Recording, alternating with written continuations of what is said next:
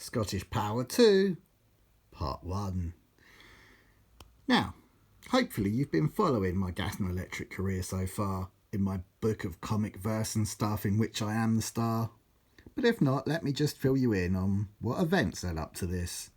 First, I worked at N-Power because my mate Matt had took the piss. We went to work for Eastern Gas and then got sacked from there.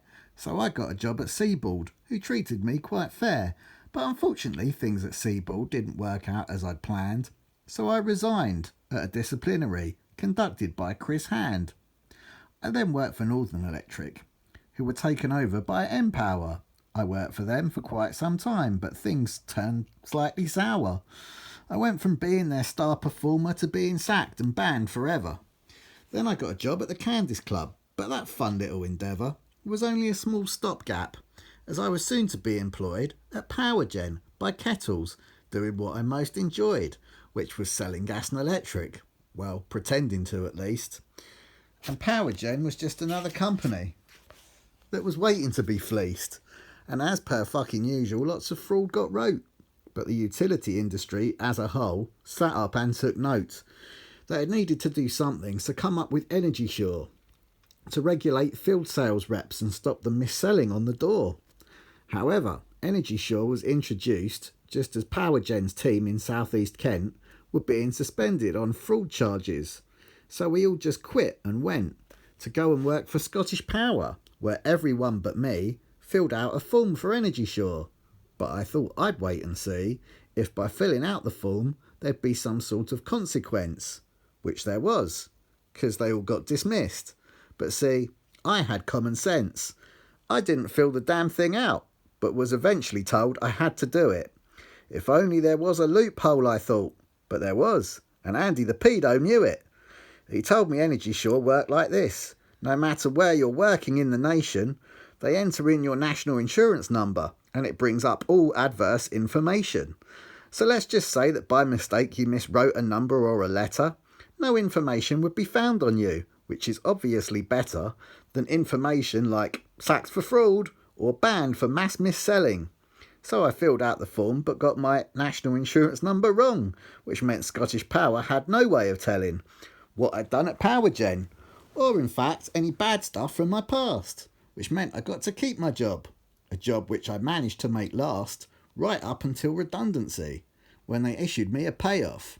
I then decided to work for Southern Electric, where I hardly had a day off. But I was overworked and underpaid, so reverted back to dodgy shit. I got complaints and put in fraud and then got sacked because of it. So once again my dodginess had caused me to get the boot.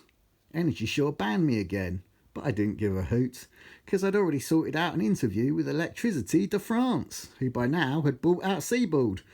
So of course there was a chance someone there would know me or know of my dodgy history.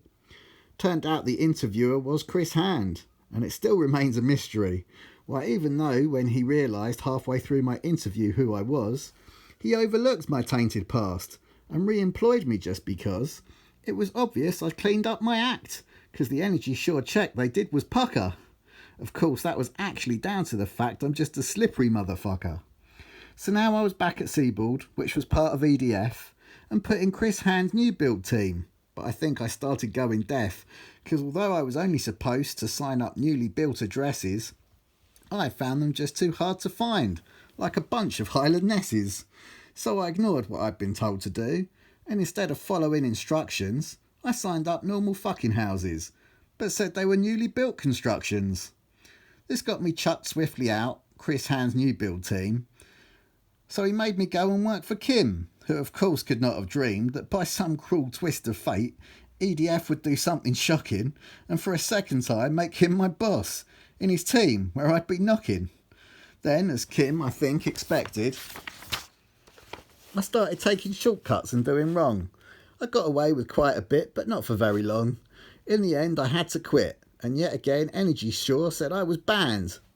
Once more I'd hindered my boss Kim and successfully pissed off Mr. Hand. Let's see, after that I worked for Sky with Trevor, he's my friend. We helped lots of people get Sky for free, but that came to an end. So I decided I would try once more, selling gas and electric, but alas, this time the company said no way, Jose, and that company was British Gas. which meant I was now clutching at straws. My options were getting slimmer by the hour, which brings you right up to now, when I recontacted Scottish Power. Yes, I figured Scottish Power would be worth another crack. I didn't do much wrong to them, so they were bound to have me back. I'm pleased to say Scottish Power gave me a number for an agency run by a man called Bernie. He invited Trevor and myself to go on a big old journey up to London for interviews and perhaps a little natter, where he said the fact we lived far away didn't really fucking matter, because not only did we get employed, he said I could run my area. All I had to do was build a team and not let Trev get any larier. Then I would be the big boss man. Yeah, it would be me that was in charge. The most notorious electric rep, that's me, was once again at large. This was more than I'd expected, and it was one hell of a fucking rush. Bernie gave me a new rep straight away. He was a local lad called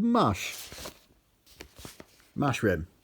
Mush was the first dude in my team, the team that was soon to grow humongous. Mush was short for mushroom, which is a type of fungus. But just as things were going well, my divisional manager phoned to say,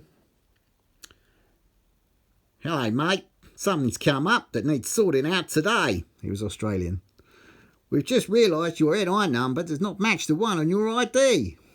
So we checked the proper one out with Energy Shore, but were then shocked to fucking see that you once worked for PowerGen, but were banned and sacked for fraud.